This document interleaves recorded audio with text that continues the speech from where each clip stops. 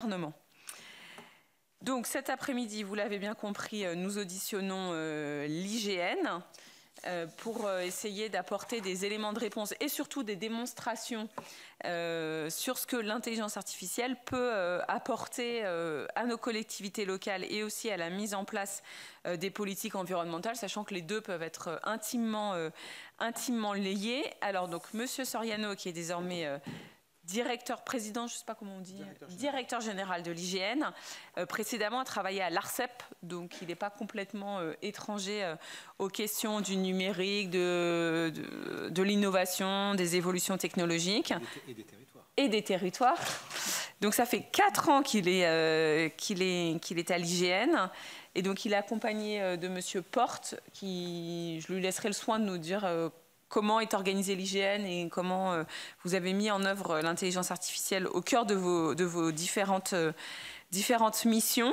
Donc l'IGN était déjà venu devant la délégation en juin 2022 et à cette occasion, vous nous aviez déjà exposé 3 grands défis de la transformation numérique et à l'époque, en 2022, vous disiez que l'intelligence artificielle est un moyen de cartographier l'Anthropocène.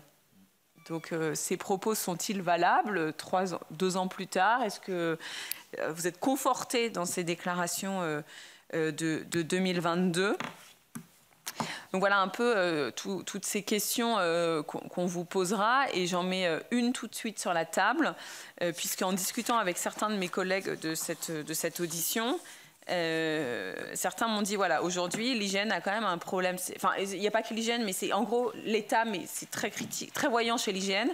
La politique des données ouvertes fait que d'une part les entités publiques en fait se débarrassent en quelque sorte, enfin perdent une source de revenus puisque les données sont ensuite utilisées par des acteurs privés qui, eux, vont développer des outils qu'ils vont vendre avec un but lucratif. Donc ça, c'est le premier point. Comment est-ce que vous gérez cette sorte de dialectique où votre mission de service public, c'est de collecter la donnée, de la mettre en forme et ensuite de la restituer, mais derrière, vous ne pouvez pas en tirer les bénéfices.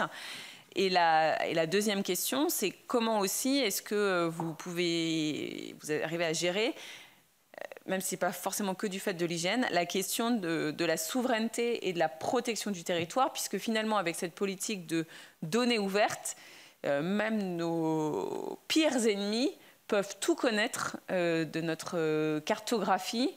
Et quand on voit un peu comment se réalisent les guerres là, du 21e siècle, on voit bien que de savoir tirer précisément sur une installation dite vitale ou de détruire un barrage, en fait on peut faire énormément de dégâts très rapidement.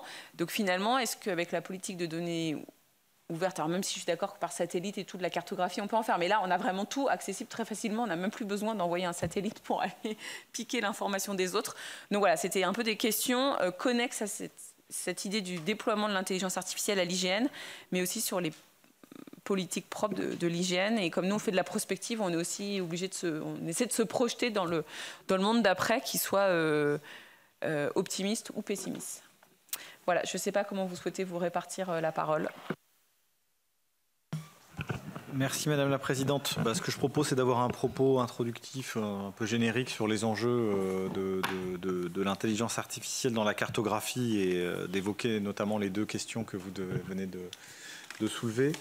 Et je passerai la parole ensuite à mon collègue Mathieu Porte, en espérant qu'on ait résolu les problèmes bureautiques d'ici là, pour vous expliquer un petit peu plus comment ça marche, c'est-à-dire soulever un peu le capot de cette intelligence artificielle qui est parfois vue comme une espèce de mécanique froide, d'essayer d'apporter un peu plus de chaleur pour expliciter comment ça fonctionne. Bon, d'abord, c'est vraiment un plaisir d'être convié par votre délégation.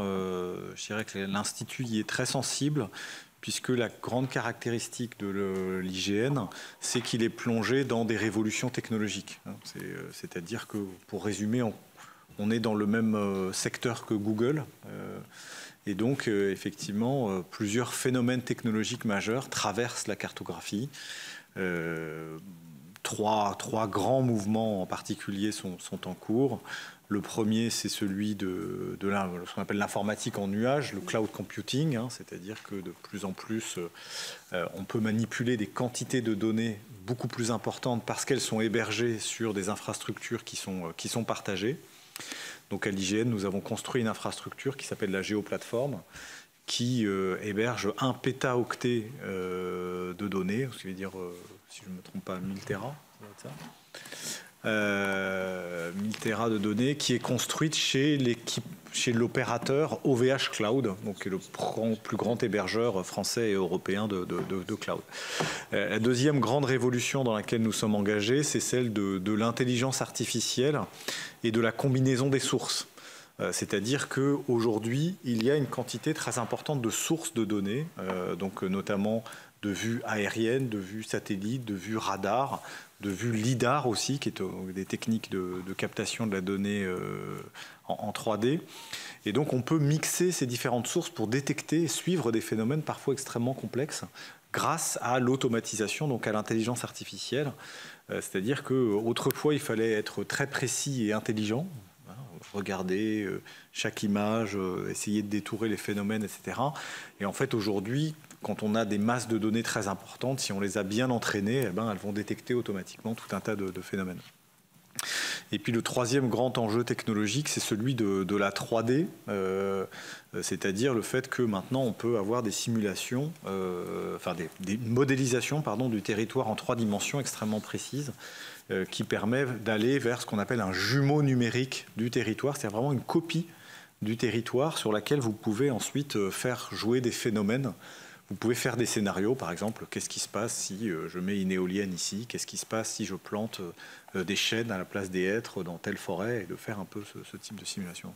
Donc ça, c'est vrai que c'est les grandes transformations dans lesquelles nous sommes engagés, et donc avoir l'attention de votre délégation qui se pose des questions prospectives, pour nous, c'est très précieux. C'est pas toujours facile au sein du service public d'innover. Et donc avoir l'attention du pouvoir politique sur ces enjeux-là, c'est très précieux. Donc aujourd'hui, je dirais que cette technologie, on la met beaucoup au service d'un enjeu qui est le suivi des enjeux écologiques et agricoles. C'est-à-dire que le fait majeur de notre période, c'est que le territoire change. Il change beaucoup plus vite qu'on ne l'aimerait, mais c'est ainsi, il change.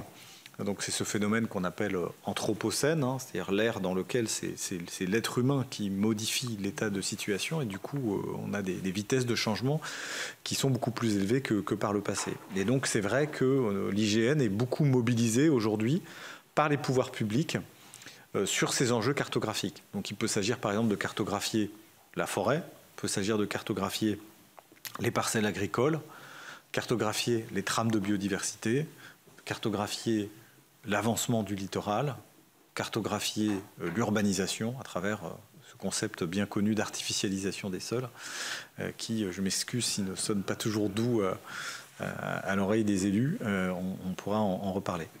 Donc on suit tous ces phénomènes, on est missionné par des ministères, hein, c'est pas l'IGN qui se réveille un matin en se disant tiens je vais suivre tel phénomène, nous sommes missionnés par des ministères qui nous financent ces opérations de relevé et de cartographie thématique. Voilà. Et donc l'autre grand enjeu, c'est qu'on est dans un secteur numérique qui est très ouvert. Et donc le choix qui a été fait à l'IGN, c'est de profiter de cette ouverture pour construire avec les autres. Alors on vient là sur la question de l'open data que vous mentionniez en introduction. Donc la loi a imposé à l'IGN de rendre ces données totalement ouvertes au 1er janvier 2021, ce que nous avons fait, ce qui effectivement conduit à une perte de revenus qui n'a pas été directement compensée et qui fait que le modèle économique de l'IGN aujourd'hui tient sur 2 jambes. Premièrement, une subvention pour charges de service public qui nous est donnée pour couvrir notre activité dite socle, hein, c'est la description générique qu'on fait du territoire. Et l'autre moitié de notre budget, eh bien, nous allons la chercher, comme je le disais, auprès des ministères pour des projets qu'ils nous confient, pour des cartographies thématiques qu'ils nous demandent de réaliser.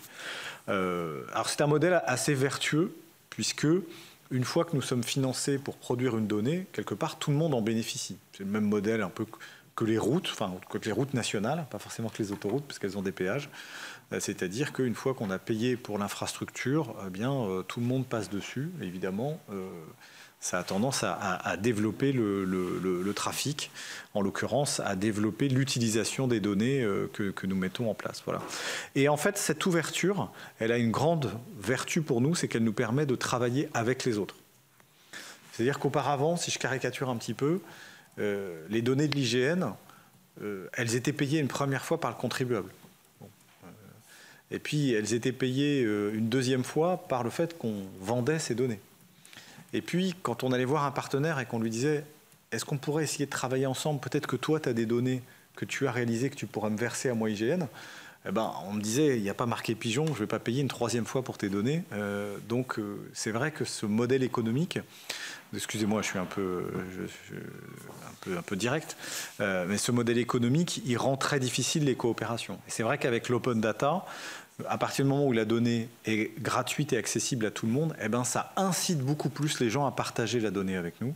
Donc on a des partenariats avec beaucoup de métropoles, beaucoup de départements qui réalisent des relevés cartographiques qui vont ensuite directement donner à l'IGN, par exemple, mettre à jour un filaire de voirie, ben autant le donner à l'IGN, comme ça c'est dans les bases de données de l'IGN. Voilà, donc ça c'est, on a aussi beaucoup de partenariats avec les SDIS, les services départementaux d'incendie et de secours, qui vont beaucoup sur le terrain, qui peuvent relever des erreurs et nous en faire part de manière à ce qu'on puisse les corriger dans la base. Et la prochaine fois qu'il y a une intervention des services de pompiers sur place, eh ben, ils auront directement la bonne information puisque c'est eux qui nous l'auront remonté. Donc on voit que cette logique de commun, elle va nous permettre de construire collectivement. Maintenant, pour répondre très directement à votre question, Madame la Présidente, c'est un choix de société.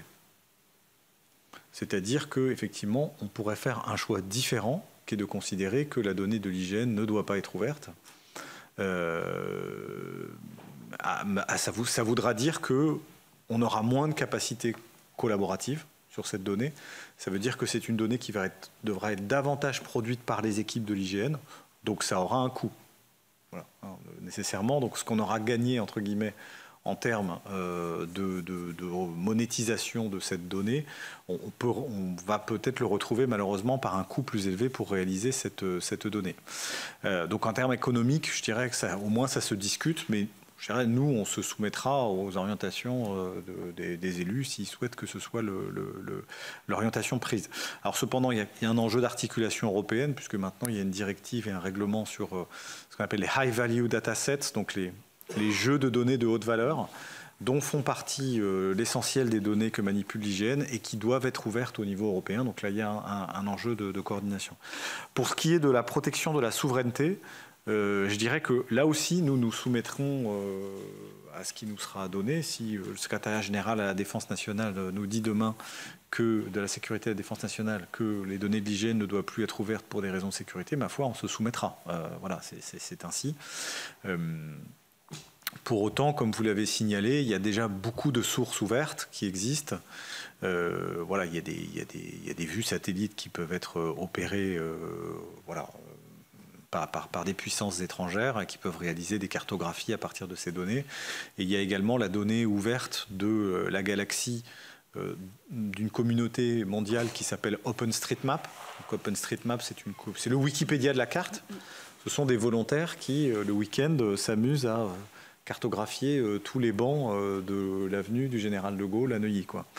Et de mettre une coordonnée GPS sur chacun de ces éléments. Et que lorsque la Russie a envahi l'Ukraine, eh bien, tout le monde avait immédiatement une cartographie disponible qui était celle d'OpenStreetMap, qui a certainement permis d'ailleurs des opérations défensives aussi. Donc je dirais qu'on est sans doute dans un monde...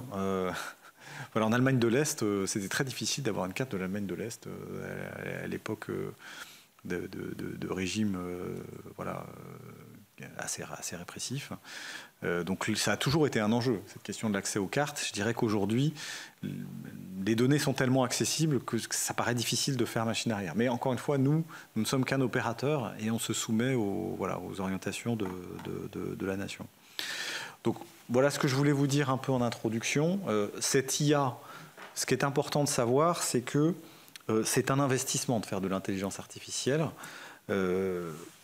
c'est un investissement payant. Sur l'exemple que nous avons de l'occupation des sols, qui permet le fameux suivi du zéro artificialisation nette, l'IA nous a permis, en gros, de le faire 3 fois plus vite pour 3 fois moins cher.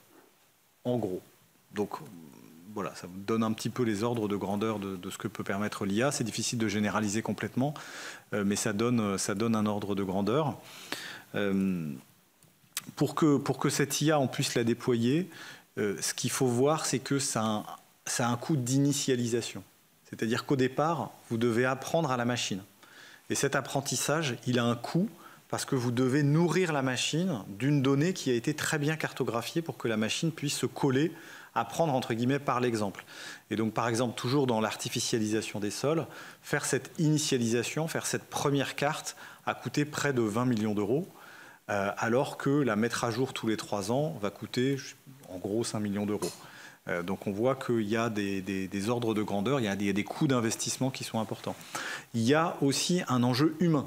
C'est-à-dire que pour faire de l'intelligence artificielle, vous avez besoin de moins de techniciens, moins d'opérateurs techniques, mais vous avez besoin de plus d'ingénieurs. Vous avez besoin d'ingénieurs notamment qui sont formés dans les dernières techniques de sciences des données. Et donc à l'IGN, ça nous a conduit à un plan. On avait un plan global de recrutement de 150 talents, dont 30 data scientists, spécifiquement sur ce sujet. Ça suppose d'avoir des infrastructures qui permettent de supporter ces différents calculs. Il y a tout un débat sur ce qu'on appelle l'IA frugale, c'est-à-dire de faire attention de ne pas déployer de l'intelligence artificielle à tous les coins de rue parce que ça consomme des ressources, ça consomme de l'énergie, ça consomme de l'eau. Et donc de bien définir ces infrastructures pour que cette consommation soit efficace. Voilà ce que je peux dire en introduction. Et peut-être je te laisse présenter, Mathieu, si tu veux bien. Merci. Madame la Présidente, Mesdames les sénatrices, Messieurs les sénateurs, je vais effectivement du coup rentrer un peu, ouvrir ce capot mentionné en essayant de nous détailler un peu concrètement à quoi ressemblent des systèmes d'intelligence artificielle tels qu'utilisés à l'IGN, qu'est-ce qu'il y a derrière, comment ils prennent place, qu'est-ce qu'on construit aussi avec, par-dessus, j'ai envie de dire.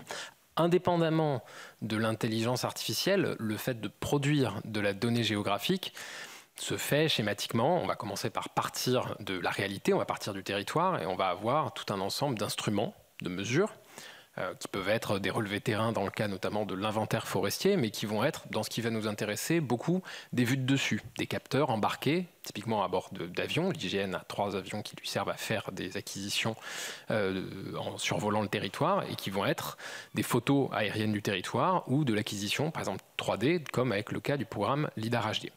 Donc on part du territoire, on part de la réalité, on va avoir quelque chose qui capte, qui sert de référence de ce qu'était l'état du monde physique réel à un moment donné.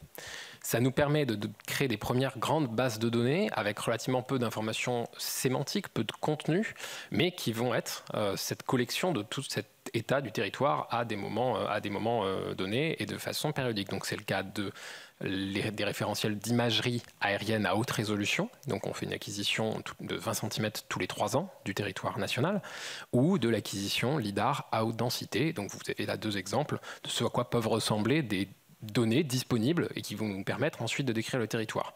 Et puis la 3e étape, pour produire une donnée qui serve d'appui à des politiques publiques, c'est de décrire. Qu'y a-t-il sur cette image et donc qu'y a-t-il sur les territoires à ce moment-là? Qu'y a-t-il dans ce nuage de points en 3D que l'on voit?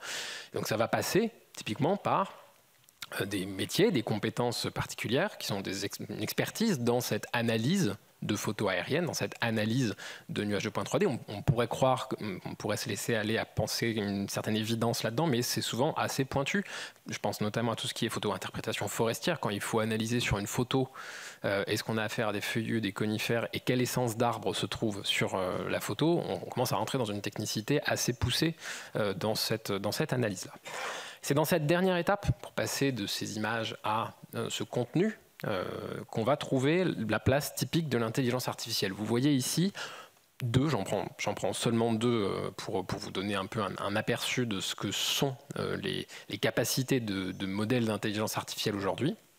En haut, ce que vous voyez, à chaque fois, c'est des résultats issus de modèles de systèmes d'intelligence artificielle. En haut, vous avez une carte d'occupation des sols obtenus par intelligence artificielle. Donc ce que vous voyez, c'est quelque chose qui se superpose à la photo aérienne et où en chaque pixel, donc de 20 cm de côté de notre image, on trouve une information de classification, de contenu. Qu'est-ce qui se trouve au sol? Des bâtiments, des sols nus, des routes, de la végétation. Quel type de végétation?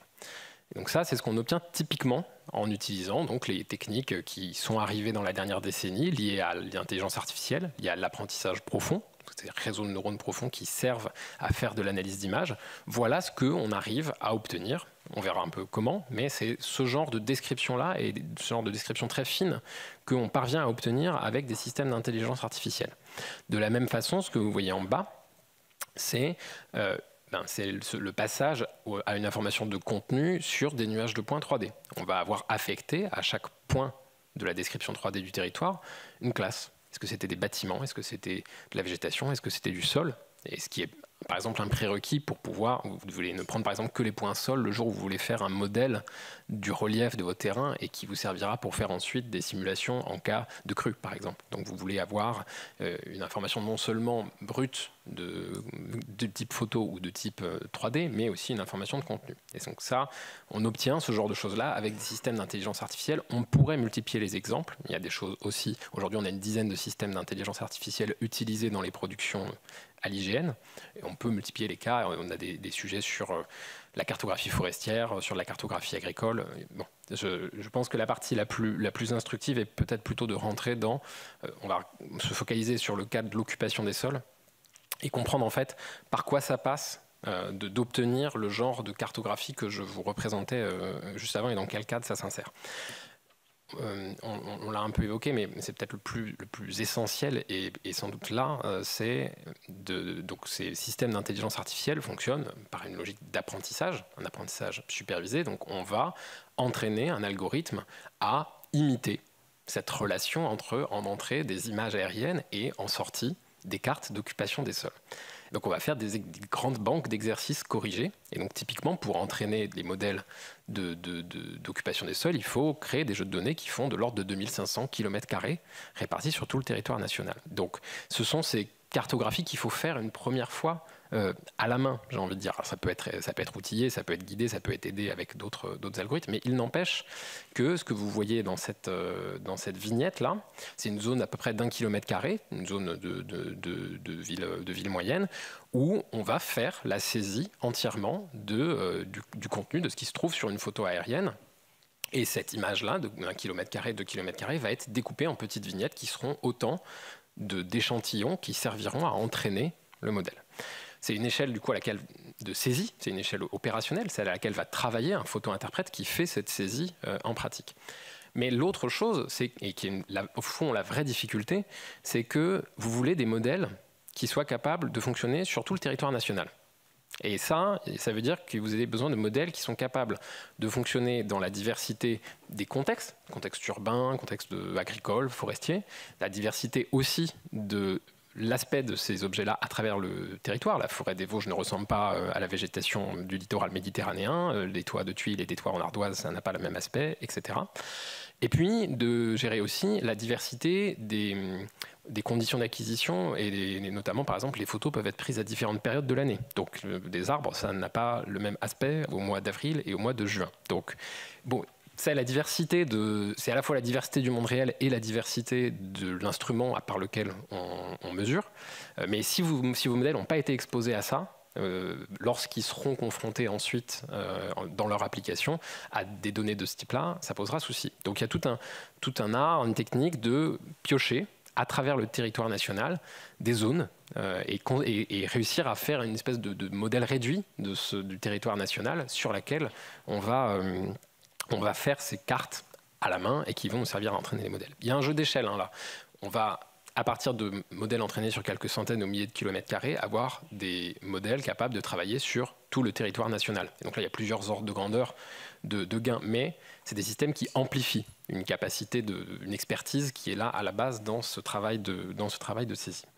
Donc cet investissement-là, il est clé et c'est ce qui nous a permis de faire des systèmes d'IA capables d'analyser l'occupation des sols à l'échelle nationale. Et puis un deuxième investissement qu'on évoquait également aussi, c'est celui dans les compétences. Donc on continue d'avoir effectivement des besoins dans plein de compétences liées à la donnée géographique, mais aussi particulièrement dans les métiers de l'intelligence artificielle, avec des besoins de compétences d'intelligence artificielle spécifiques à la donnée géographique, mais aussi de gens qui viennent de la sphère du langage, d'autres domaines du traitement d'images. Je souligne brièvement que ça semble peu évident a priori, c'est un marché évidemment très compétitif, celui de l'expertise en intelligence artificielle, mais dans lequel il ne faut vraiment pas partir perdant et dans lequel de fait on a pu constater que l'IGN était compétitif, aussi bien du fait du sens des missions proposées, de la qualité scientifique et technique et du fait d'avoir cette politique d'ouverture. C'était aussi un facteur d'attractivité très important pour faire venir des gens, à la fois comme valeur en soi et comme gage de crédibilité scientifique et technique de ce qui était fait au sein de l'Institut. Donc un effort de recrutement important et un effort de formation interne qui, ensemble, nous ont permis d'atteindre cet objectif de passer de 8 ingénieurs spécialisés en intelligence artificielle il y a un peu plus de 2 ans à 30 aujourd'hui. Donc franchir vraiment des seuils critiques très importants en la matière. Un mot pour vous dire que je vous ai montré jusqu'ici la sortie presque brute d'un système d'intelligence artificielle. Pour aller vers une donnée d'appui à une politique publique, il y a encore plein d'étapes.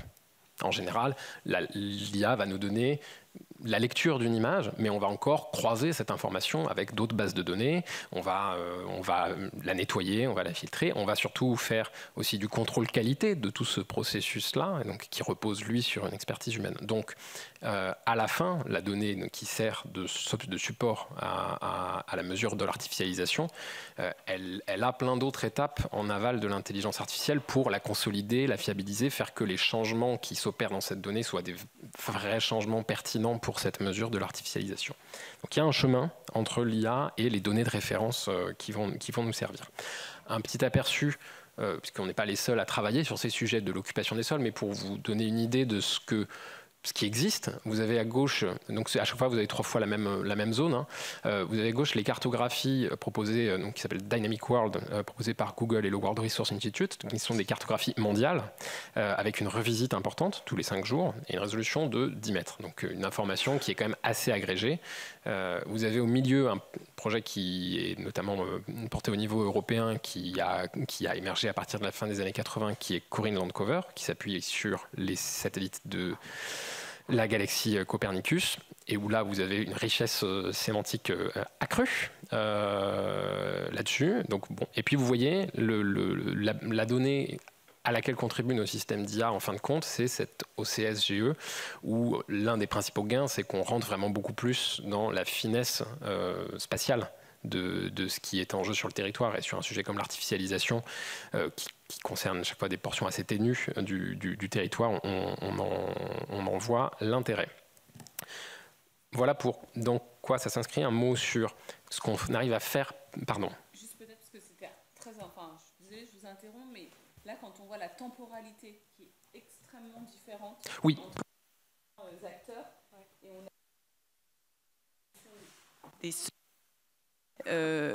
a 6 ans, c'est un peu anachronique au regard de ce qui se passe désormais.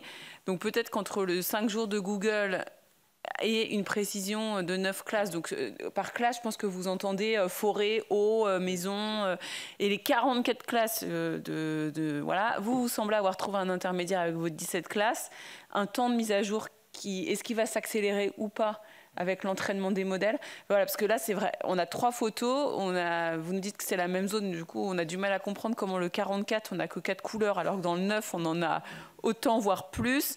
Voilà, c'est vraiment, parce que là, on est sur 3 modèles, 3 approches, c'est intéressant de savoir si la France, enfin l'IGN ensuite, a vocation à faire bénéficier son expertise du projet européen, ou si chacun continue dans son silo. Je suis désolée, hein, je vous interromps, d'ailleurs, s'il y a des questions sur ce sujet-là, avant peut-être qu'on poursuive. Oui, vas-y, Pat. Peut-être une pour rebondir sur le sujet, la complémentarité avec le Centre national des études aérospatiales par rapport aux données satellitaires. Là, on a parlé du géant américain, d'autres, mais moi, je reviens peut-être sur le Centre de données national. des études aérospatiales et je voulais comprendre la complémentarité et l'intérêt d'une complémentarité entre des données qui sont prises de manière ponctuelle, localisée et qui pourraient être complétées par des données satellitaires beaucoup plus fréquentes et beaucoup plus larges pour permettre de définir un modèle plus précis d'un jumeau numérique quelconque. Merci. Vous nous avez tendu la perche avec cette diapo-là qui on nous oblige à réagir. Je peux intervenir maintenant ? Ah mais bien sûr, c'est interactif. Non, tout à fait. Alors, sur l'occupation des sols à grande échelle,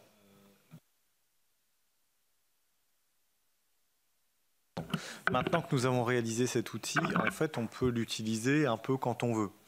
Donc on pourrait effectivement décider d'en accélérer la mise à jour et de le faire de manière plus rapprochée que tous les 3 ans. Ça a néanmoins encore un coût, même s'il y a l'intelligence artificielle, comme ça a été expliqué par Mathieu Porte, il y a un post-traitement humain pour répondre très précisément au décret du zéro artificialisation nette, la différence entre un jardin privé, un parc public, des panneaux photovoltaïques à 1 mètre du sol, etc. C'est quand même des choses assez compliquées. Donc c'est possible, mais ça aurait un coût. Le compromis qui a été trouvé à 3 ans, en fait, c'est que le rythme d'artificialisation, certes, quand on veut expliquer qu'il faut absolument veiller à la sobriété foncière. On met en avant le nombre de terrains de foot qui sont artificialisés chaque année. Mais en vrai, si on le ramène à la surface de la France et à ses évolutions, ce sont des évolutions assez faibles. Et donc si on essayait de faire tourner l'intelligence artificielle tous les ans, on verrait quand même des consommations qui sont assez limitées, ce serait plus difficile à détecter. Donc en fait, 3 ans, c'est un rythme qui paraît adapté au cas d'espèce à l'artificialisation des sols. Maintenant, notre outil peut servir à d'autres choses. Vous voyez par exemple dans l'image de droite, il y a un petit carré bleu, je ne sais pas si c'est une piscine. C'est peut-être une piscine. Si nos amis de la Direction générale des finances publiques veulent développer des outils de détection des piscines et qu'ils auraient besoin que l'IGN leur donne cette information tous les ans, ben on pourrait le faire pour eux. Voilà. Donc c'est très lié ensuite aux usages qui sont derrière. Et aujourd'hui, 3 ans, vu du ministère de l'écologie, c'est un rythme qui paraît suffisant au suivi de l'artificialisation des sols. Alors pour ce qui est de travailler avec d'autres pays européens, pour être honnête, aujourd'hui, les autres pays européens ne sont pas au même degré de précision que la France. Donc là, on vient d'avoir le règlement renaturation qui vient d'être adopté, le règlement européen. Donc nos collègues vont aussi se saisir maintenant de cette question. Je dirais qu'on est en avance. On a commencé déjà avec plusieurs de nos collègues à regarder comment est-ce que notre modèle pourrait effectivement être étendu.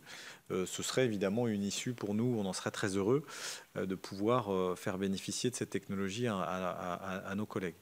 Et alors pour ce qui concerne le spatial, donc effectivement, nous sommes dans un partenariat de long terme avec le CNES. Et aujourd'hui, il y a notamment une nouvelle constellation Pléiade Néo qui est portée par Airbus, dont nous sommes un acteur très significatif en termes de qualification de ces images, justement pour l'utilisation par la donnée géographique. Et donc, ça fait partie de nos priorités à l'IGN d'être en capacité d'utiliser indifféremment des sources aériennes et des sources satellites, justement pour veiller à cette complémentarité que vous mentionnez.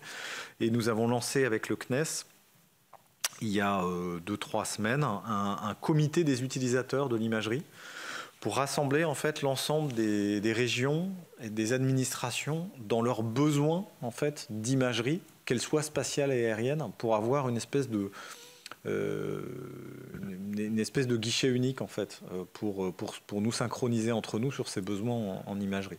Donc voilà, c'est évidemment un enjeu qui nous porte beaucoup et auquel on est très attentif.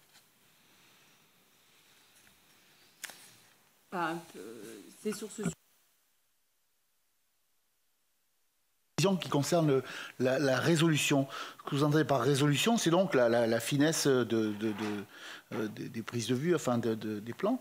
Ce qui veut dire que les 2 premiers outils en zone urbaine, ils sont quasiment pas utilisables parce qu'à 10 mètres, 10 mètres de résolution, à part en zone agricole et forestière ou dans les zones industrielles où les parcelles sont de 3000 ou 10 000 mètres carrés, mais pour des dents creuses, enfin pour une analyse très fine, c'est compliqué. Donc si c'est bien ça, enfin, vous avez un avantage qui me paraît important sur la partie urbaine, notamment sur l'histoire des jardins, avec le ZAN, enfin tout le débat qu'il y a autour du statut des pelouses. Hein.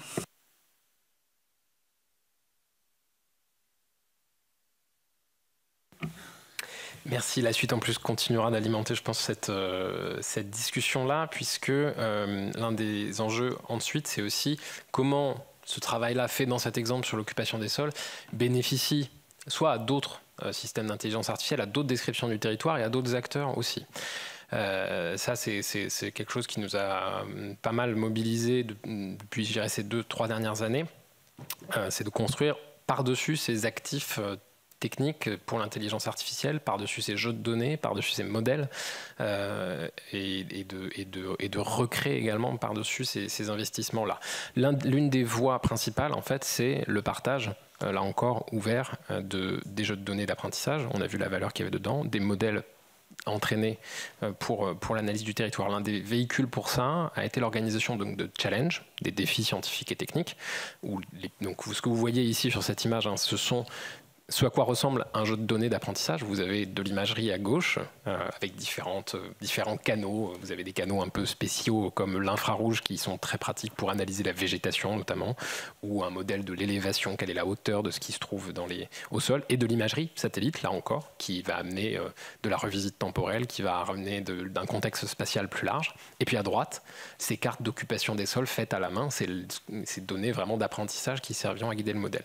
Donc vous avez un peu plus de 800 km² comme ça qui ont été ouverts avec adossé une compétition scientifique et technique de proposer des modèles qui fassent mieux en termes de performance sur cette tâche d'analyse de l'occupation des sols en mobilisant ces différents capteurs sans exploser les consommations de ressources en calcul aussi.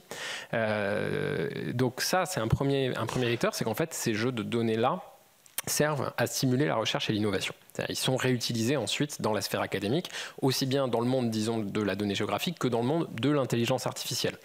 C'est des jeux de données qui sont publiés dans les grandes conférences en intelligence artificielle et qui sont réutilisés également dans ce cadre-là.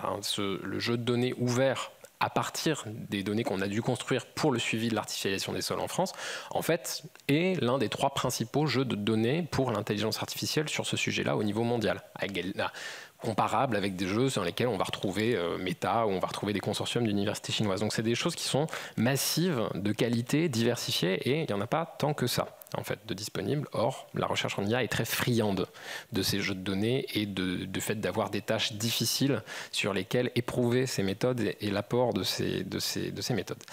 L'autre chose, c'est que ces données et les modèles que l'on a entraînés dessus sont également diffusés et ont un autre énorme intérêt qui est lié à une faculté qu'on a dans l'apprentissage machine, qui est ce qu'on appelle le transfert d'apprentissage. Mais l'idée, c'est que vous pouvez repartir, plutôt que de partir de zéro, repartir de modèles déjà entraînés et les spécialiser sur votre tâche. Si vous êtes en train de travailler plus sur les images de l'IGN, mais sur un nouveau capteur, si vous travaillez sur un nouveau territoire, si vous travaillez sur une nomenclature un peu différente, vous êtes particulièrement intéressé peut-être par les panneaux photovoltaïques, par tel type de végétation en particulier, on verra nous pour les haies.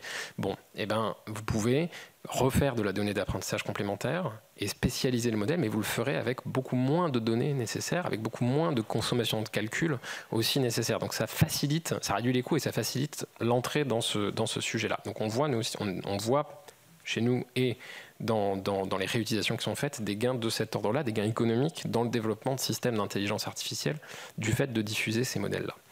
Et quelques pistes, hein, encore une fois, de comment est-ce qu'on reconstruit par-dessus. On voit par exemple dans le travail qu'on peut mener sur la cartographie forestière, on construit par-dessus ces algorithmes d'analyse d'images aériennes, mais avec le défi d'y ajouter du lidar, d'y ajouter de l'imagerie satellite, d'y ajouter du radar, d'y ajouter plein d'informations complémentaires, puisque l'analyse de la forêt, c'est difficile.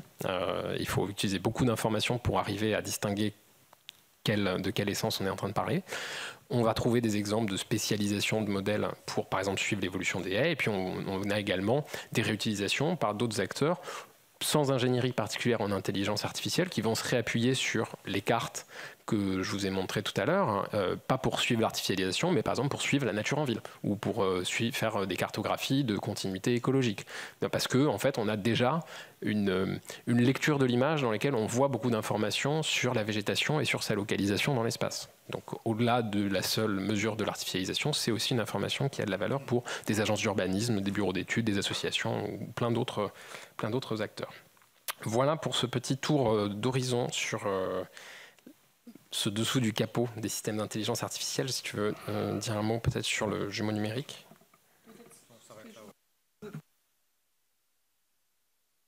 Qu'on a lancé à la volée avant qu'on passe au jumeau numérique, puisque c'est finalement un peu un autre sujet.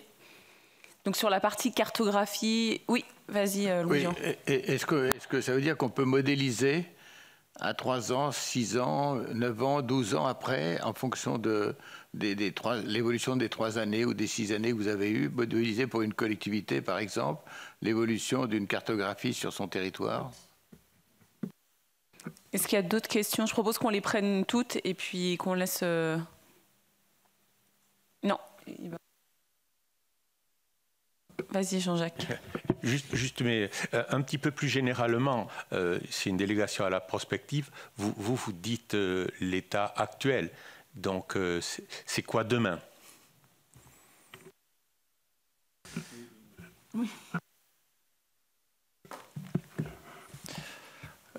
Oui, s'agissant notamment des inondations, des choses comme ça qu'on a vécues voilà, en Espagne très récemment, mais en France aussi un certain nombre de fois. Est-ce qu'on peut là aussi modéliser de la même façon sur le retrait côtier, choses comme ça? Est-ce qu'on arrive à affiner cette modélisation à venir?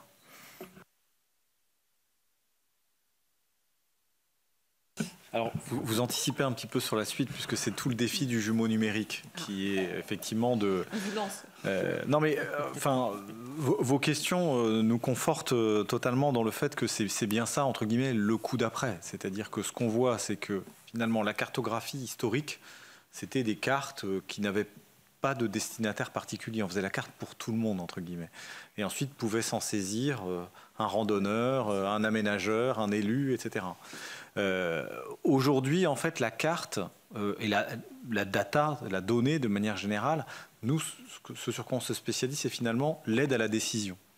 Et l'aide à la décision, par exemple, on l'a vu quand on a fait le portail cartographique des énergies renouvelables, donc c'était dans le cadre de la loi accélération, où la loi prévoit que les maires peuvent déclarer certaines zones comme étant avec des obligations réglementaires allégées pour l'installation des ENR. Et le fait de pouvoir offrir un outil qui permet de superposer toutes les informations, quels sont le potentiel photovoltaïque, quelles sont les obligations d'urbanisme, de protection du patrimoine, et où est-ce qu'on peut installer ces antennes, on voit ces installations, on voit qu'on est dans l'aide à la décision publique. Voilà. Donc aujourd'hui, sur le zéro artificialisation net, on dit, bah voilà la contrainte, mesdames et messieurs les maires, on vous aide à, entre guillemets, rentrer dans l'épure qui est demandée par les pouvoirs publics. Et donc ça, effectivement, c'est une première évolution qu'on a faite, passer de la cartographie à l'aide à la décision par la donnée. Maintenant, le coup d'après, c'est qu'on veut prévoir. C'est-à-dire de pouvoir modéliser les changements. Et donc, c'est ce dans quoi maintenant nous sommes embarqués. Donc, c'est la notion de jumeau numérique. Et donc, c'est un projet que nous lançons avec 2 grands partenaires, plus un consortium de partenaires privés. Donc, les 2 grands partenaires sont d'une part l'INRIA, donc, qui est un institut de recherche spécialisé sur les enjeux numériques, de logiciels et d'intelligence artificielle, qui va nous aider à travailler ces questions un peu systémiques de comment est-ce qu'on modélise l'avenir d'un territoire, comment est-ce qu'on le représente, comment est-ce qu'on le tire, on le déforme, en termes d'outils informatiques. Et puis nous allons travailler avec le CEREMA, donc, qui est un centre d'études en ingénierie dans différents domaines, que ce soit la route, les énergies, tous les enjeux d'aménagement. Et donc ce que nous voulons construire, c'est non pas seulement un outil, mais c'est une équipe de France du jumeau numérique. C'est-à-dire, ce que nous voulons, c'est pas être un institut public qui revendiquerait d'avoir construit le outil magique qui fait tout. L'idée, c'est de travailler avec un écosystème, avec un ensemble d'acteurs, d'une part avec des territoires, des acteurs locaux qui sont déjà, notamment des collectivités territoriales, qui sont déjà en train de se poser des questions pratiques sur comment est-ce qu'on peut cartographier et prévoir les îlots de chaleur, la propagation des virus, voilà, là, vous mentionnez les risques d'inondation, etc. Et puis d'autre part, des acteurs, des entreprises qui sont en train de proposer ce type de solution. Et ce que nous voulons à travers ce jumeau numérique de la France, c'est rassembler l'ensemble de ces acteurs pour construire ensemble ces solutions. Voilà. Oui, je ne sais pas si on peut faire défiler. Je sais pas si... Voilà, donc là vous avez par exemple... Tu as une anime ou pas là-dessus? Ouais. Donc là vous avez par exemple le type de simulation qu'on peut faire en modélisant un écoulement d'eau. Donc ça, c'est une donnée LIDAR, donc qui vient d'une cartographie qui a été faite par l'IGN, qui est encore en cours. On a fait plus de la moitié du territoire français. Et donc une fois que vous avez cette cartographie 3D ultra précise, vous pouvez assez facilement mettre en place des modélisations d'écoulement, quoi. Et à partir de ça, vous pouvez faire des prédictions de ce type. Donc, là, évidemment, c'est joli, mais vous n'êtes pas forcément obligé de faire des choses jolies. C'est juste, c'est plus visuel. On peut faire ça avec des tableaux, avec des 0 et des 1, si on préfère. Donc là, ça permet en tout cas de représenter ce qu'on est capable de faire en termes de technologie grâce à ces représentations 3D et à ces domaines de simulation. Donc, les sujets majeurs qu'on va voir apparaître dans le cadre de ces jumeaux, premièrement, c'est tout ce qui est prévention des risques. On le voit ici. Donc nous travaillons main dans la main avec la Direction générale de la prévention des risques et tous les services de prévention des crues qui utilisent en fait d'ores et déjà des modèles 3D que nous leur fournissons, notamment grâce au LIDAR, qui leur permettent de modéliser les bassins versants et donc d'avoir ces simulations d'écoulement, voilà, à partir desquelles peuvent être construits les plans de prévention des risques d'inondation au niveau local. Un autre enjeu sur lequel on voit une grande attente en termes de jumeaux numériques, c'est tout ce qui concerne la forêt. La forêt, c'est un écosystème qui évolue lentement, donc à l'échelle de plusieurs décennies, et on doit faire des choix aujourd'hui de savoir quel type de coupe on doit réaliser, quel type d'essence on doit planter, en faisant des simulations sur l'évolution de la température, le nombre de sécheresses, les potentiels de risque de feu, la propagation des maladies ou des sangliers.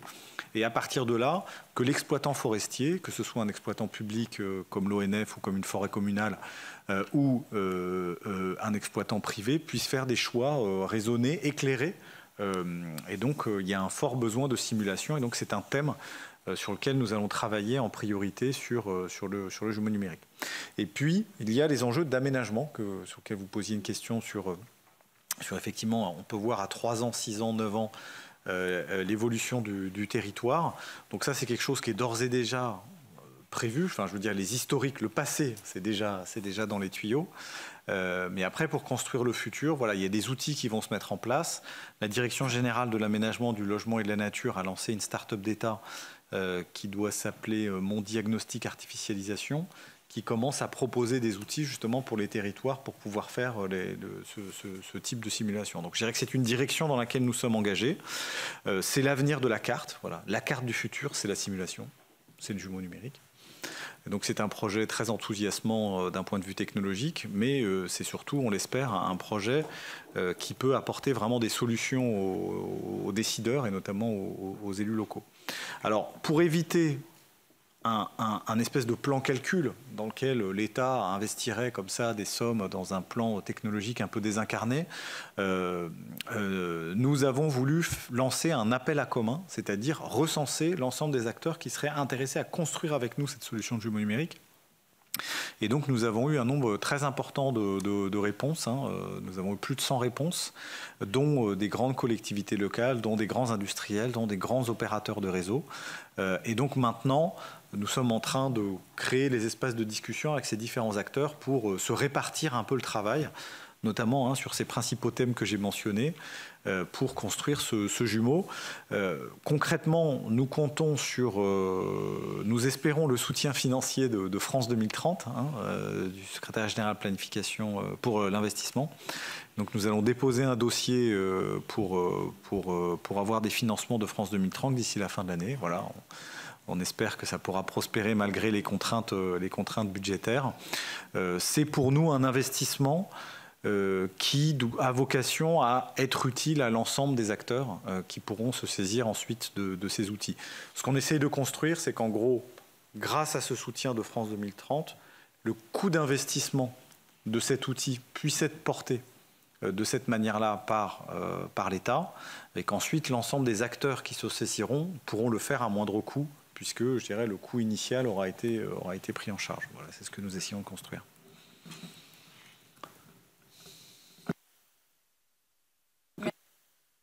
Des questions sur ces histoires de jumeaux. Alors moi j'en ai une première aujourd'hui.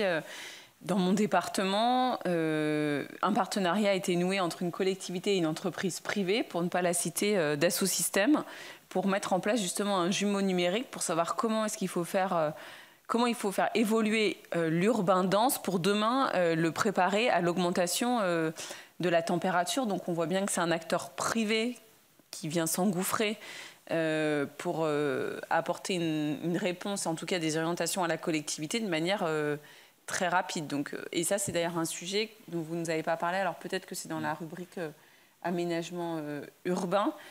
Avant de donner la parole, je saisis parce qu'on a reçu une question pour un de nos collègues qui vous écoute en ligne et qui nous dit que vous nous avez parlé des haies. Donc il voudrait savoir si maintenant que vous avez fait cette cartographie des haies, vous êtes capable de dire combien de kilomètres de haies disparaissent réellement chaque année. Voilà. Qualifié, je crois que... Vas-y. Ou apparaissent. Dans sa question, c'était disparaissent, mais on peut ajouter le apparaissent.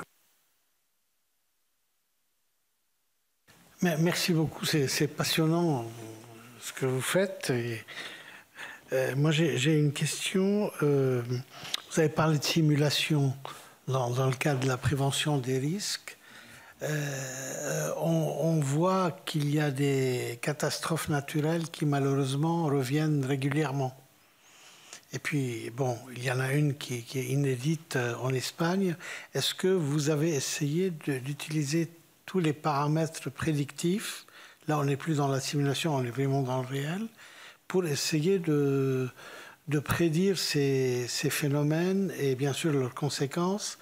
Et en clair, est-ce que vous avez une fusion de ce que vous faites avec la météo, ou tout ça dans la prédiction surtout? Et puis une question, mais générale cette fois-ci, j'ai vu que vous avez une précision de 20 cm. Au niveau éthique, comment ça se passe avec la population? Comment vous couvrez par cet aspect-là? Merci. D'autres questions? Oui, Sylvie, vas-y. Oui, merci pour cet exposé, oui, passionnant.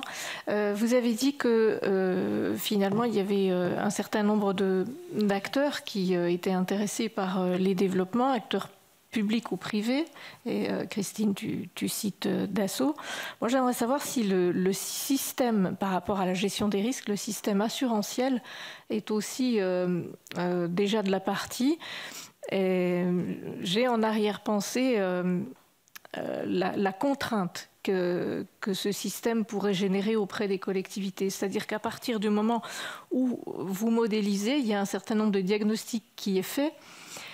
Et est-ce qu'il y aurait là, pour le coup, un risque que le système assurantiel fasse pression sur une collectivité ou sur l'État pour décider à sa place, en quelque sorte, décider de la priorité, de l'urgence de certaines mesures à prendre?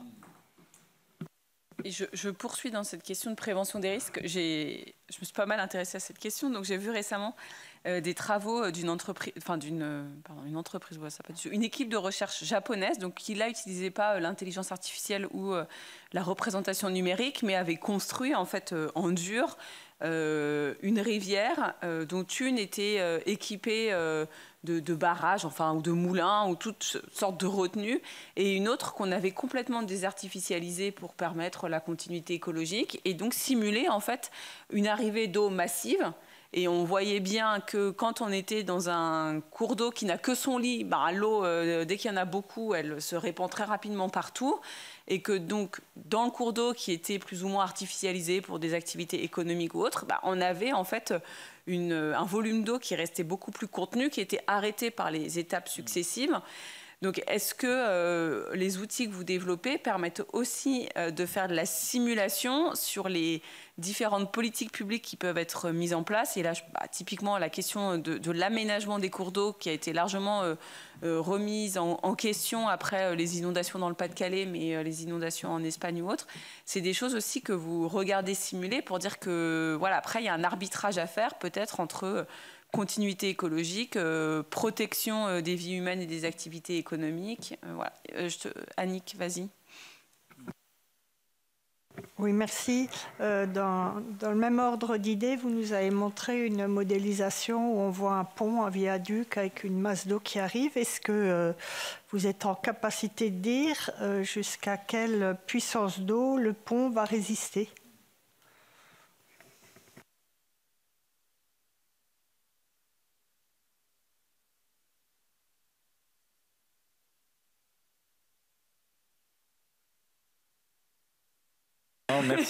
Merci. Non, écoutez, je me permets de répondre dans l'ordre des questions que vous avez posées. Alors, concernant les départements, les collectivités locales qui se sont déjà lancés dans des jumeaux numériques, je dirais, nous, on est toujours un petit peu dans cette tension du fait qu'on est un secteur dans lequel il y a des acteurs locaux qui sont très pionniers.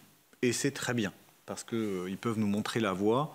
Ils peuvent aiguiller les choses, et puis ça fait partie de la libre administration des territoires aujourd'hui que de connaître leur territoire. Et donc, je veux dire, moi, je n'ai pas à discuter les choix des collectivités qui ont souhaité commencer à se lancer.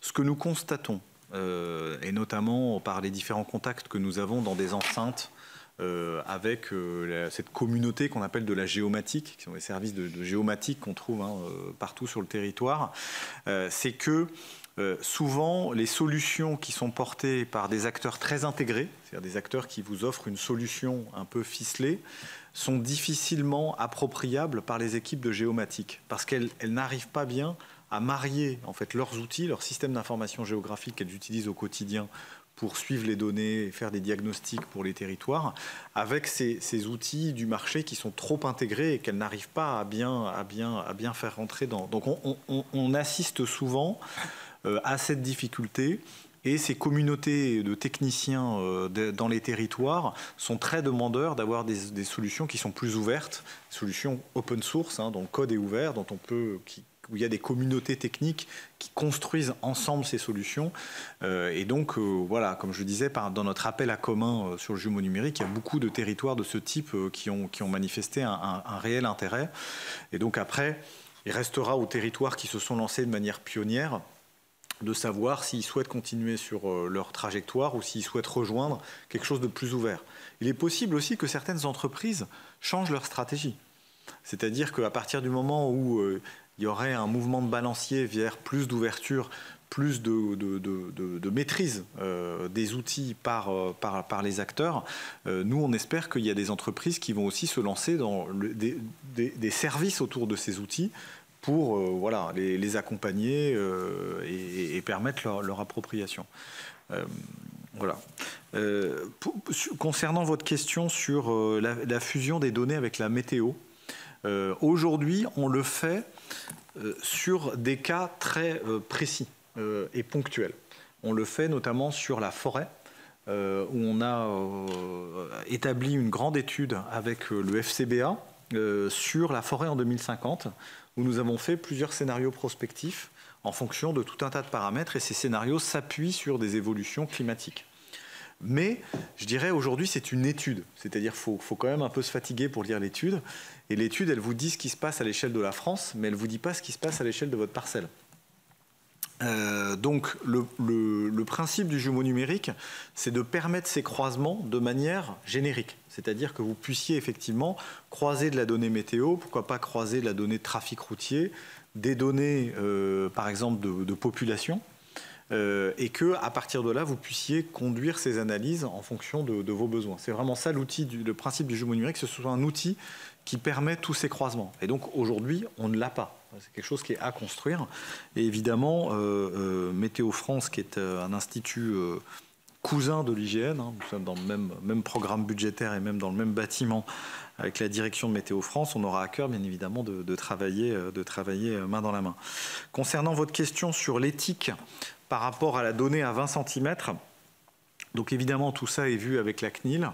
Et on considère aujourd'hui qu'une donnée à 20 cm ne porte pas atteinte à la vie privée. Nous avons, pour être honnête, des débats récurrents avec les propriétaires forestiers qui estiment que ce sont des données qui ne devraient pas être dévoilées. Il y a un avis récent de la CADA, la Commission d'accès aux documents administratifs, qui considère que les données qui sont attachées notamment au plan de gestion de la forêt, y compris privée, doivent être en open data. Je dirais que ce sont des sujets aujourd'hui qui sont encore débattus entre juristes. Voilà, à l'heure qu'il est, en tout cas, on considère que la vue à 20 cm ne pose pas de problème de vie privée. Et je précise bien évidemment que nous floutons toutes les zones qui nous sont signalées par les services régaliens. Donc, des emprises militaires ou des prisons ou des zones comme ça sont floutées dans nos informations. Alors, concernant la cartographie des haies, donc des haies bocagères, aujourd'hui, nous avons fait un premier relevé, en fait, que je ne connais pas par cœur sur le linéaire de haies. Et justement, en fait, ce que nous mettons en place maintenant, c'est un suivi régulier. Donc, c'est l'observatoire de la haie qui a été annoncé par le gouvernement il y a quelques mois et qui prévoit comme première mesure un observatoire de la haie qui permet justement ces suivis. Donc on est engagé dans ce chantier qui est mené, je crois, par le ministère de l'Agriculture, qui, je crois, a le leadership sur ce dossier. Et donc nous ne sommes qu'un opérateur dans cette trajectoire. Et donc voilà, la cartographie des haies aujourd'hui n'existe pas encore. Elle doit être à construire. Concernant le système assurantiel, nous avons des contacts aujourd'hui assez lointains avec ces acteurs, mais effectivement, nous les voyons de plus en plus s'intéresser à ces sujets. C'est logique. Les assureurs ont leur propre système de données aujourd'hui. Vous savez qu'ils sont très friands, notamment dans le domaine agricole, de tout un tas de prévisions météorologiques qui leur permettent ensuite de suivre des enjeux. Donc je dirais que les assureurs font déjà leur tambouille de données, mais on pourrait avoir un intérêt à travailler de manière plus articulée avec eux. C'est un type d'acteur dont on n'est pas très proche, mais effectivement, on pourrait avoir à discuter avec eux à l'avenir. Et pour ce qui concerne l'impact sur les territoires, j'entends votre préoccupation qui me paraît légitime.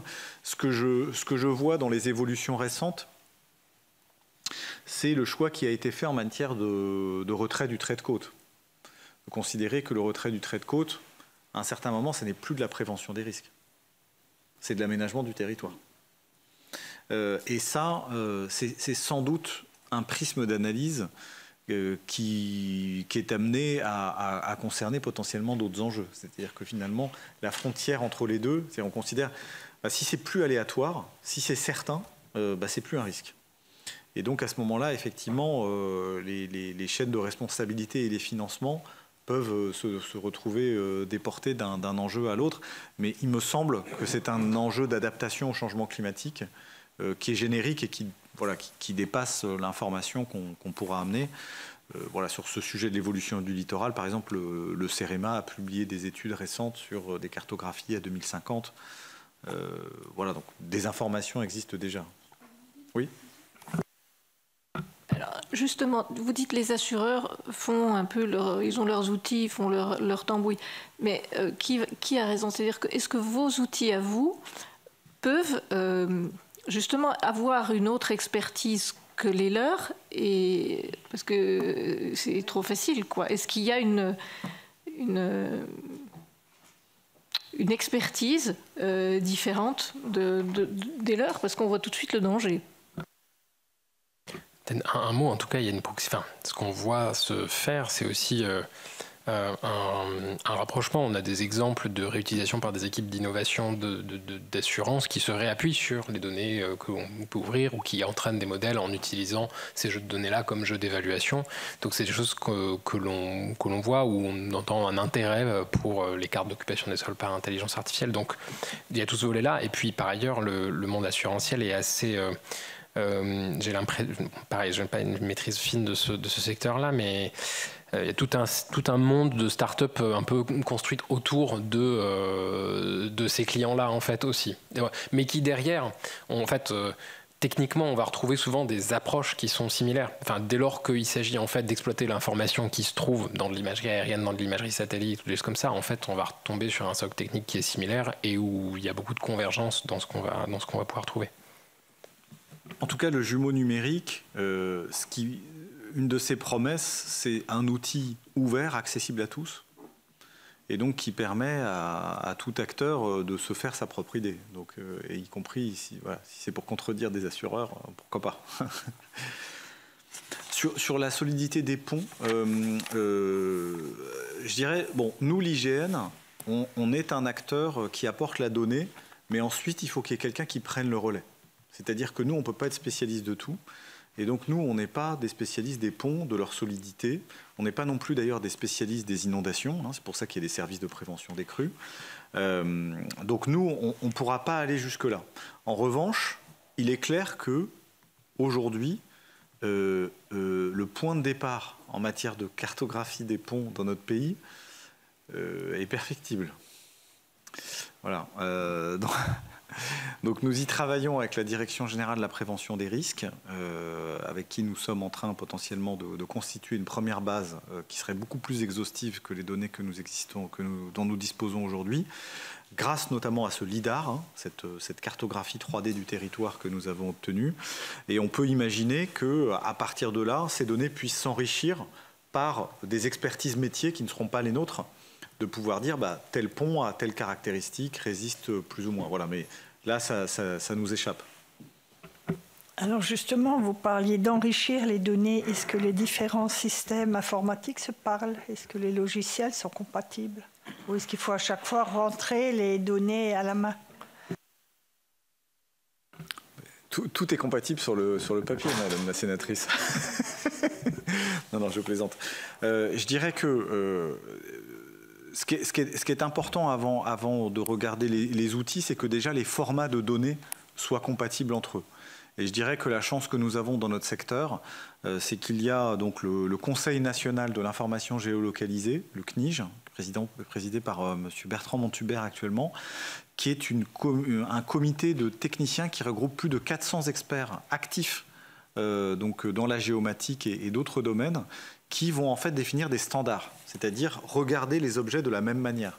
Comment on décrit une éolienne, comment on décrit un pont, comment on décrit une route, comment on décrit récemment, on a mis un standard sur le bâtiment, comment on décrit un bâtiment, pour se mettre d'accord entre la DGFiP voyait un bâtiment comme un truc à taxer, l'INSEE comme un truc à recenser, l'ADEME comme un truc à rénover thermiquement, et tout le monde avait sa définition différente du bâtiment. On a défini un standard grâce à cette commission.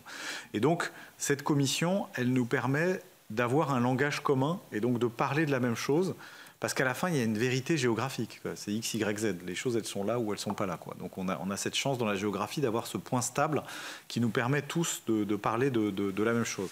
Et là-dessus, je dirais c'est plutôt bien organisé, plutôt bien urbanisé, comme on dit dans le secteur. Après, en termes de logiciels, je dirais que c'est normal qu'il y ait une certaine diversité de solutions. La manière dont nous abordons ce sujet à l'IGN, c'est par la géoplateforme. Donc, nous avons construit, c'est récent, parce que nous avons ouvert en avril 2024 cette infrastructure nouvelle. Nous avons construit un système qui est une plateforme de données. Les données sont hébergées chez OVH, donc on peut mettre autant de données qu'on veut, en résumé.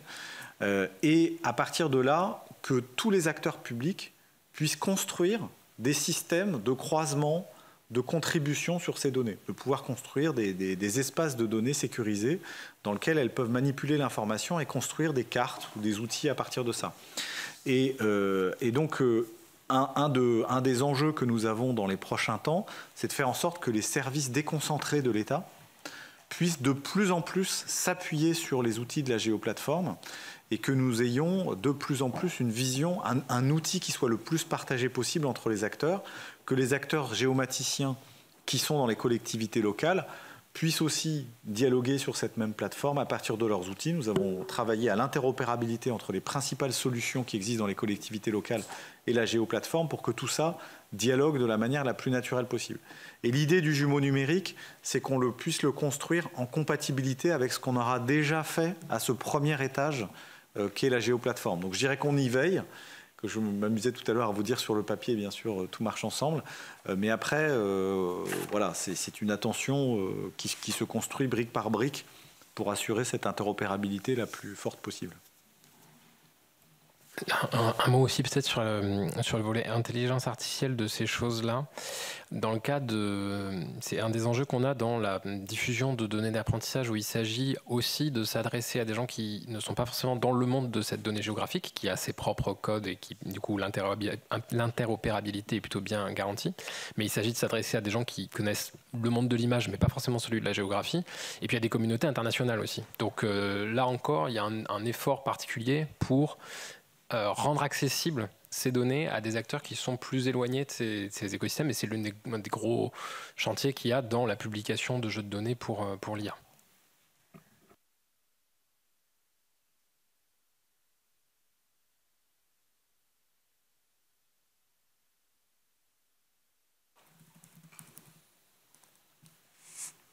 Oui, Qualifé. Merci Madame la Présidente.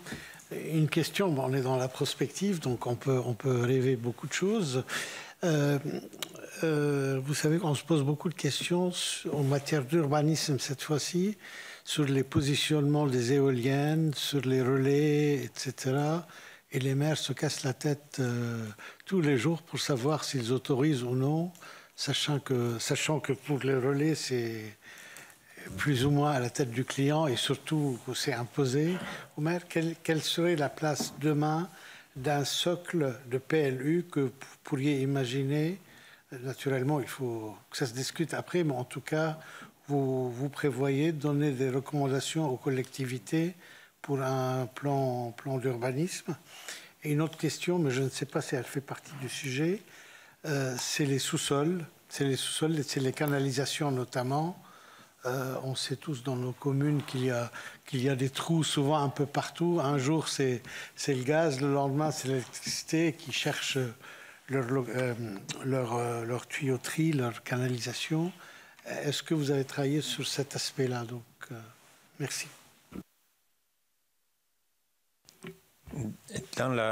Est-ce qu'on parle de jumeaux numériques au singulier ou au pluriel? Parce que comment vous intégrez dans la prospective toutes les probabilités, les statistiques, toutes choses qui sont pas avérées a priori.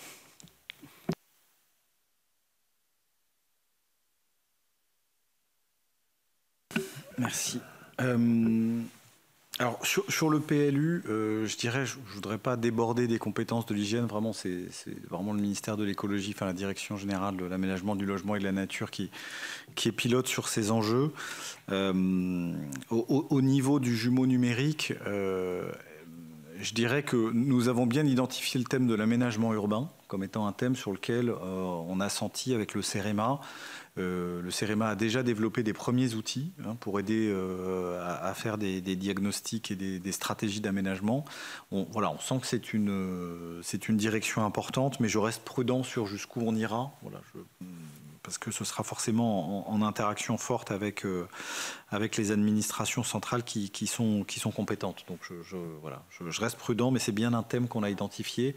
Et sur l'installation des énergies renouvelables, on a fait un premier pas avec ce portail cartographique des énergies renouvelables sur lequel la Direction générale de l'énergie et du climat nous indique qu'il y aura des développements ultérieurs justement pour aller dans le sens d'un meilleur outillement des élus. Donc, voilà, mais je peux pas en dire beaucoup plus à ce stade. Pour ce qui concerne les sous-sols, effectivement,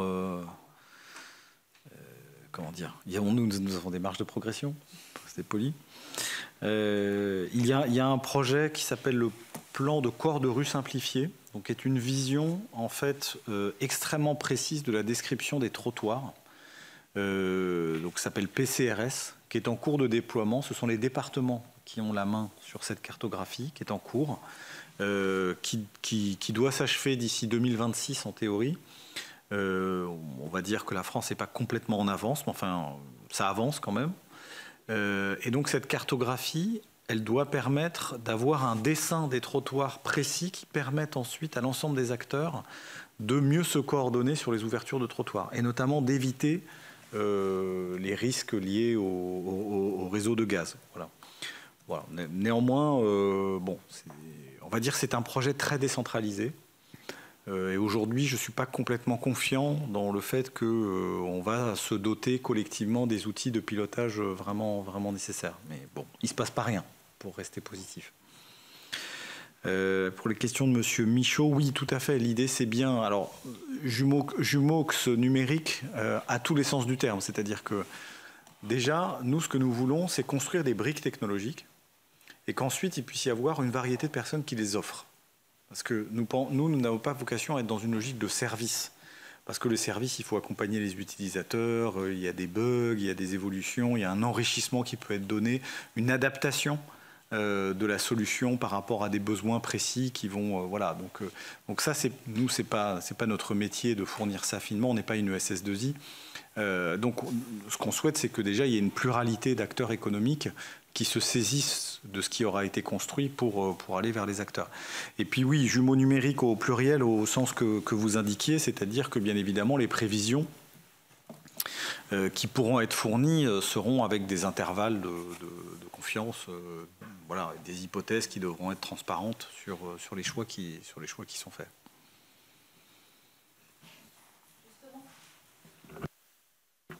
Comment vous pouvez évaluer ou comment vous évaluez les intervalles de confiance dans les prévisions par rapport aux données qui sont exploitées, sur quel périmètre, sur quelle temporalité, les intervalles de confiance, puisque ce sont des outils à destination, entre autres, des collectivités territoriales. Ça, c'était ma première question. La seconde, c'est... au regard de la complexité quand même, comment les collectivités territoriales aujourd'hui sont-elles préparées pour s'approprier ces nouveaux outils et quelles seraient, j'allais dire, les avancées pour qu'elles puissent en être, j'allais dire, des opérateurs confirmés ou des assembleurs confirmés.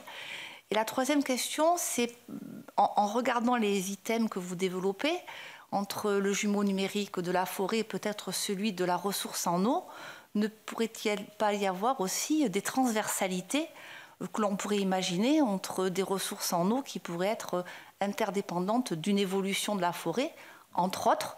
Comment on fait évoluer ces outils entre eux et comment peut-on en améliorer la connaissance et puis le volet pratique? Merci. Bon, vous me posez des questions auxquelles je n'aurai pas forcément toutes les réponses, hein, parce que c'est encore un... Mais c'est déjà une réponse de se dire que l'état de la science ou du développement n'est pas encore prête pour répondre à ces problèmes. Voilà, je n'ai pas forcément les réponses à tout. Ce qui est sûr, c'est qu'au niveau des collectivités locales, il y a des communautés techniques très actives. Hein, je pense par exemple à l'AITF, donc voilà, où il y a de la formation continue, du partage d'expériences. Il y a la FIGEO, qui est l'association de tous les acteurs de l'information géographique, qui est très active et qui organise notamment une conférence annuelle qui s'appelle les Geodata Days, dans lequel il y a beaucoup de choses qui se débattent. Il y a toute la communauté autour d'OpenStreetMap qui anime des discussions. Nous-mêmes, on en anime. L'État, à travers l'ANCT, l'Agence nationale de la cohésion des territoires, a créé une dynamique autour de numérique en commun, dans lequel il y a là aussi beaucoup d'espace. Donc je dirais qu'il y a quand même beaucoup d'espace dans lesquels aujourd'hui les techniciens numériques et d'information géographique peuvent se rencontrer, monter ensemble en compétences sur ces sujets. Il y a bien sûr toutes les formations qui peuvent exister autour du Centre national de la formation territoriale. Donc, enfin, voilà, je ne suis pas très inquiet de ça. Je dirais qu'aujourd'hui, on a une communauté dynamique qui va grandir ensemble Et les acteurs des territoires, enfin moi mon expérience c'est qu'ils sont plutôt en avance sur les acteurs de l'État en général. Donc bon, voilà, on grandira ensemble, mais je me fais pas beaucoup de soucis. Plutôt éventuellement un enjeu entre différentes collectivités. C'est-à-dire qu'entre une grande métropole et un département rural, on n'a pas forcément la même profondeur technique pour appréhender ces sujets. Et c'est là où la proposition de valeur de l'IGN de travailler avec tous ces acteurs, c'est aussi de permettre qu'il y ait un filet de sécurité avec quelque chose qui a été construit et qui peut être facilement réutilisable par des entreprises, voire par des collectivités elles-mêmes pour fournir des solutions. Voilà. Sur les autres questions des intervalles de confiance et d'interdépendance entre les écosystèmes, bien qu'aujourd'hui c'est trop tôt pour répondre à vos questions, je les note comme étant des points d'attention de votre part, donc c'est intéressant pour nous à ce stade de pouvoir se dire qu'il faudra pouvoir répondre à cette question en temps voulu.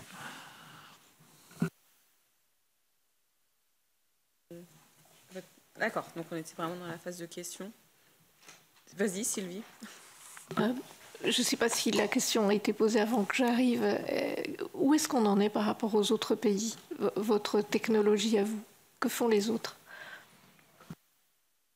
Alors c'est très disparate, mais par exemple l'Allemagne, suite aux inondations très fortes qui ont eu lieu il y a 2 ans, a lancé un projet de jumeaux numériques de son territoire en utilisant des technologies LIDAR HD, donc qui sont très très proches de celles de l'IGN, et donc on a des interactions extrêmement fréquentes avec le BKG, qui est donc l'agence fédérale de géodésie et de cartographie qui conduit ce projet. On a des liens forts aussi avec Swisstopo, qui est l'agence suisse, qui elle réalise déjà des relevés de LIDAR depuis de nombreuses années, qui a industrialisé ça et donc dont on s'est plutôt inspiré d'ailleurs.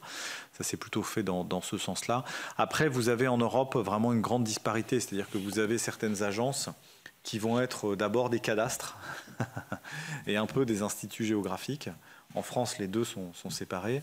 Vous avez des instituts qui sont militaires, comme en Italie, donc qui vont pas. Donc nous travaillons bien sûr pour le ministère des Armées. Nous sommes un institut dual, mais là, à travers tous les cas d'usage que je vous ai présentés, c'était plutôt des choses civiles en lien avec les enjeux écologiques, et donc. Voilà, on va avoir des discussions pas forcément très riches avec nos collègues italiens, par exemple, sur ces questions-là. Donc, ouais, je dirais qu'il n'y a pas de marche d'ensemble. Ce qui se passe, c'est que les acteurs du spatial, eux, travaillent sur des jumeaux numériques, mais plutôt à large échelle. C'est-à-dire pour représenter des phénomènes, par exemple, un jumeau numérique du système Terre. Si, par exemple, vous voulez vous intéresser au niveau des mers, des phénomènes macroscopiques, d'effets de serre, etc. Là, vous avez besoin de jumeaux numériques qui sont à une autre échelle. Et on peut imaginer que que l'Europe, notamment l'agence européenne pour l'environnement, veuille se doter de certains outils de ce type-là. Mais c'est pas la même échelle. Donc c'est pas la même chose de savoir quelle est l'évolution des océans et est-ce qu'on peut installer une éolienne dans la rue, quoi. Enfin, je caricature, mais enfin, vous m'avez compris, quoi.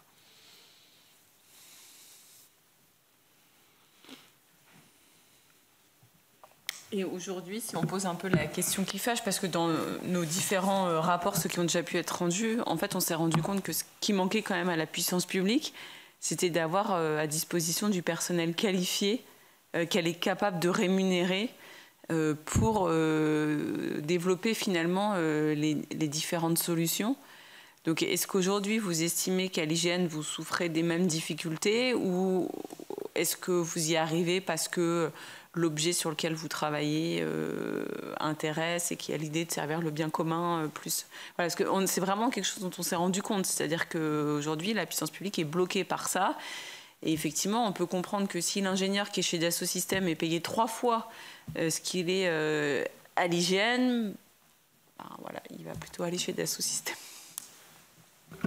Bah, écoutez, c'est vraiment une question centrale qui a été, moi, mon obsession première, en fait, quand je suis arrivé, c'est celle-là. C'est-à-dire que si on n'a pas les talents pour relever les défis technologiques, c'est terminé. Ou alors il faut sous-traiter massivement, bon, ce qui est une autre possibilité, hein, pourquoi pas. Et donc, moi, j'ai mis beaucoup d'énergie pour sécuriser ces recrutements, et donc nous avons réussi en l'état de la situation, comme ça a été dit. Donc nous avions d'abord un plan de recrutement-formation en 3 ans de 150 talents, à la fois dans des domaines technologiques, mais aussi d'animation de communauté, de suivi de projets, etc. Et donc, les 3 ans ne sont pas encore écoulés. On en a recruté et formé 156. Sur la data science, on était, moi j'étais quand même pas complètement confiant quand on a lancé ce plan de recrutement d'aller à 30. On a réussi à aller à 30 et effectivement on a convaincu les gens de venir, déjà parce qu'on a des brillants agents de l'hygiène qui sont très convaincants sur l'intérêt de nos tâches. On a utilisé la grille de rémunération de la direction générale de la fonction publique des GAFP et de la DINUM, qui permet sur les métiers du contractuel d'aller un peu plus loin que les grilles habituelles. Donc ça nous permet de faire venir des gens qui étaient entre guillemets sur le marché du travail. Et puis je dirais la chance que nous avons à l'IGN, c'est que, je ne vais pas donner d'exemple parce que ce serait désagréable pour mes collègues, mais j'ai déjà été face à des administrations plus thématiques qui me disent je n'arrive pas à recruter, j'ai besoin de 1 data scientist sur mon sujet. Je ne vais pas donner d'exemple encore une fois pour ne pas être désagréable. Mais je n'arrive pas à le recruter. Pourquoi? Parce que le data scientist, il va être tout seul, excusez-moi, et c'est pas très rigolo. Et puis par ailleurs, la marque de cet institut peut être pas forcément parlante pour quelqu'un qui fait des sciences des données. La chance que nous avons à l'IGN, c'est que comme on a une masse critique de sujets, eh bien on peut effectivement attirer des talents. Alors, je ne me suis pas arrêté là, puisque nous avons la chance à l'IGN d'avoir une école d'ingénieurs, le NSG Géomatique. Et donc, nous avons fait 2 choses en parallèle de ça. Premièrement, nous changeons les programmes de cette école pour introduire beaucoup plus de numérique et de sciences des données. Voilà. Et deuxièmement, nous avons accru la part des fonctionnaires de cette école. C'est une école qui est à 3/4 civile. Il y a 2 concours d'entrée dans l'école, le concours des civils et le concours des fonctionnaires. Et donc, on avait l'habitude d'être autour d'une dizaine d'ingénieurs fonctionnaires qui donc rejoignaient chaque année l'IGN depuis cette école. Et donc, cette année, septembre 2025, pardon, l'année prochaine, nous allons bénéficier de l'arrivée de, je crois, 22 ingénieurs fonctionnaires qui ont un engagement de travailler à l'IGN pendant 8 ans. Enfin, travailler pour la puissance publique pendant 8 ans, pas forcément que à l'IGN. Et donc, cette augmentation des promotions de fonctionnaires, si vous voulez, ça nous sécurise à long terme sur le fait qu'on a un accès au talent, puisqu'on a la main, entre guillemets, sur les programmes. On ne fait pas n'importe quoi, je vous rassure. Et en même temps, on sécurise leur entrée. Et donc ça nous permet d'avoir une capacité technologique à moyen terme voilà, pour tenir cette exigence qui est devant nous. Donc je dirais qu'aujourd'hui, ce sujet RH, qui est évidemment voilà, un pilier de ce type de trajectoire aujourd'hui est sécurisé. Juste, est-ce que vous produisez quelque chose qui soit payé ou vous pensez le faire demain? Alors, le modèle qu'on aimerait voir en place sur le jumeau numérique, il est encore, pour être honnête, en phase de consolidation. C'est un peu celui qu'on essaye de mettre en place sur la géoplateforme. Sur la géoplateforme, donc encore une fois, qui est une infrastructure ouverte où tout acteur public peut mobiliser les données, il y a eu un coût de construction de l'infrastructure. On l'a pris entièrement à la charge de l'État par le budget de l'IGN et par le budget du Fonds de transformation de l'action publique. Ça a coûté une vingtaine de millions d'euros de construire cette infrastructure. Et ça, quelque part, on dit ça fait partie de notre mission de le réaliser et on n'a pas à le faire payer aux autres. Ensuite, il y a le coût de ce qu'on appelle parfois en bon français le run, c'est-à-dire le fonctionnement de cette infrastructure. Et sur la géoplateforme, l'équilibre que nous essayons de construire, c'est qu'une partie de ce fonctionnement soit pris en charge par nous, puisqu'on s'en sert nous-mêmes comme infrastructure, à travers ce qu'on appelle le géoportail, mais qu'une part, quand même, puisse être pris en charge par ceux qui vont utiliser massivement cette infrastructure. Donc là, on ne parle pas de l'utilisateur final, c'est-à-dire qu'on ne parle pas de la personne qui va consulter la donnée, ou par exemple du maire qui va aller sur le portail cartographique des énergies renouvelables. Pour lui, ce sera toujours gratuit. Mais en revanche, pour l'administration qui a commandé ce portail, donc par exemple en l'occurrence la Direction Générale Énergie-Climat, eh ben, peut-être qu'à elle, on lui demandera de payer quelque chose pour le fonctionnement de l'infrastructure, puisqu'elle en est un des utilisateurs. Donc c'est ce type de modèle qu'on pourrait essayer de faire fonctionner avec le jumeau numérique. Donc autrement dit, d'avoir un coût d'utilisation qui soit très raisonnable, puisque le plus difficile et le plus risqué, c'est-à-dire l'investissement initial, aura déjà été payé. C'est ce qu'on aimerait faire. Privé qui vous commande des missions. Bon, alors nous sommes un établissement public administratif. Donc voilà, on est quand même tenu par le principe de spécialité et notre mission est limitativement décrite par notre décret qui prévoit que nous travaillons pour les acteurs publics de manière prioritaire et principale. Et par ailleurs, si on se mettait à faire ça, ça voudrait dire quelque part qu'on serait en concurrence avec des fournisseurs privés de notre secteur. Et aujourd'hui, ce n'est pas forcément quelque chose qu'on souhaite. C'est plus, je dirais, c'est plus simple et plus clair pour tout le monde qu'on soit dans une logique de complémentarité. Nous, on est l'institut public de référence et les entreprises privées commercialisent un certain nombre de choses. Voilà. Après, encore une fois, comme je l'ai dit en introduction, notre modèle économique, il a été défini par la loi. Donc, vous êtes le législateur, donc c'est à vous d'en décider aussi.